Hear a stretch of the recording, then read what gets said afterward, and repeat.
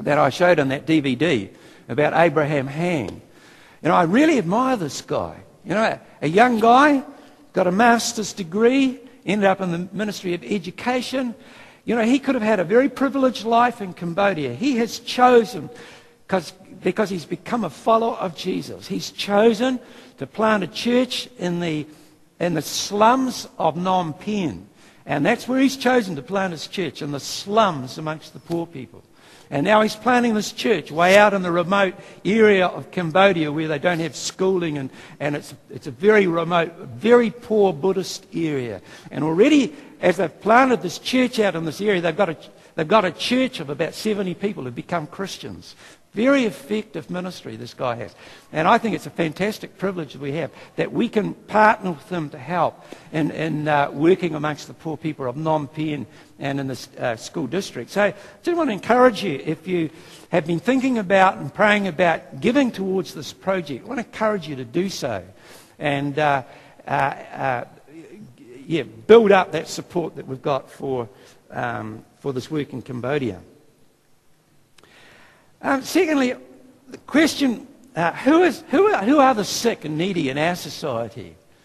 That was a question that the biggest church in Australia, the leaders sat down and asked that question one day.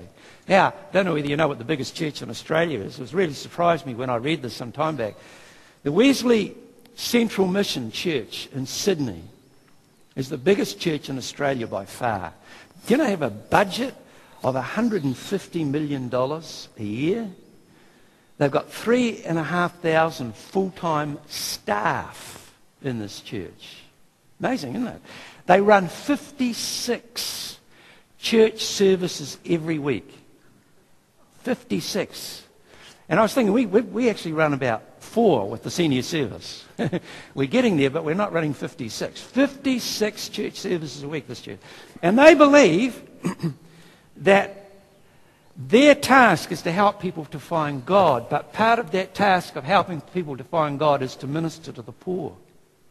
And one of the leaders sat down and they said, which group in Australia is the neediest group in our society? And you know what they came up with? They believed that the neediest group in Australia were pedophiles, sexual predators of children. So guess what they did? They started a ministry to pedophiles. They now have a ministry in 8 different prisons around Sydney to men who are pedophiles. And Gordon Moyes, who is the pastor of this amazing church, personally goes in with these teams to the prison and walks alongside a number of these different guys to mentor them and to help them recover as addicts and sick people. And they do that. And I thought, boy, it takes someone who knows the bigness of the mercy and the grace of God to be able to do that.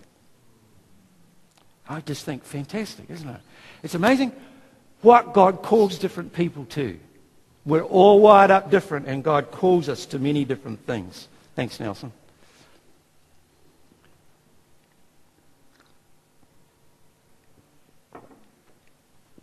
One of the growing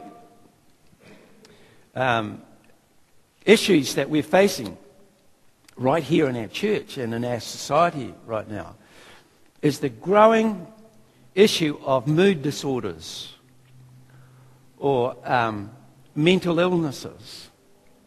For example, depression is a growing issue in New Zealand society, I think in Western society. It's a growing issue. Huge concern.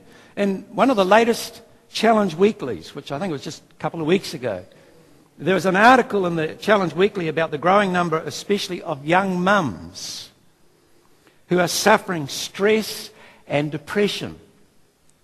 And they were saying in this article that they believe that one of the major causes of this is that young mums now have such high expectations and are so hard on themselves that they are running themselves ragged trying to achieve the impossible. And so the end result is that increasing numbers of young mums are getting stressed and depressed because of what they're trying to live up to, the image of what they're living up to. But increasingly, here among us and in our community, people are suffering from stress or mood disorders. It's a growing issue. And we need to kind of reach out and care for each other and say, well, what's going on here? How can we support each other in this so that it doesn't happen? They estimate that 20% of teenagers now in New Zealand are suffering from depression. 20%, 1 in 5 teenagers. They'll have symptoms such as antisocial behaviour, mood swings, poor concentration, social withdrawal, inability to sleep or oversleeping, loss of interest in their appearance, excessive guilt, shame and blame. So mental health is a huge issue for us. Now, I think, unfortunately, the church has not always been good at helping people who suffer from mood disorders. We have not been good at it. Sometimes it's because we've hidden it, and we haven't talked about it because people have felt shame. We're meant to be perfect people, and we're not. You know that whole thing? We're not. We got feet of clay. We're humans just like every other human being around. And sometimes in church, there's almost a kind of a pretense that we're actually not human. We're kind of Christians. We're sort of elevated a little bit, which is nonsense. We're all the same. And so there's been a sense of shame in churches sometimes when people have had mood disorders. And sometimes in churches we're not always been helpful because too many of us want to dish out advice very readily because we think we've got all the answers. And so we give lots of advice to people, and people who are struggling with depression don't want lots of advice. It only creates confusion and more guilt and shame. So sometimes we haven't always been very good at helping people struggling with mood disorders or depression. And we need to be people who are a bit like Mother Teresa, who can just love unconditionally. Now, some of you know what it's like to have gone down that big black hole and been in a place of depression. You know what it's like. You've been there. And sometimes when you've been there, you have a far more of an empathetic heart for people who are going there or are there now. You just understand the whole process and what happens. And so you can actually reach out and care for people without giving all the advice or all the answers or whatever. You can just love and care and support and walk alongside those people.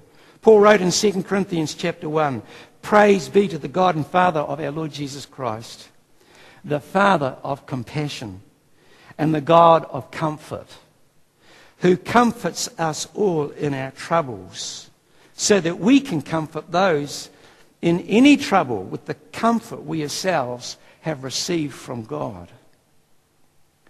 And I want to encourage those of you who've known what it's like to be in the black hole, to be able to actually walk alongside and just be there for others with your unconditional love and support. Because right now people are needing that in the church and in our community. Lots of needing of walking alongside other people with that sense of love and support that we can give. When we look at Jesus, we see that so much of Jesus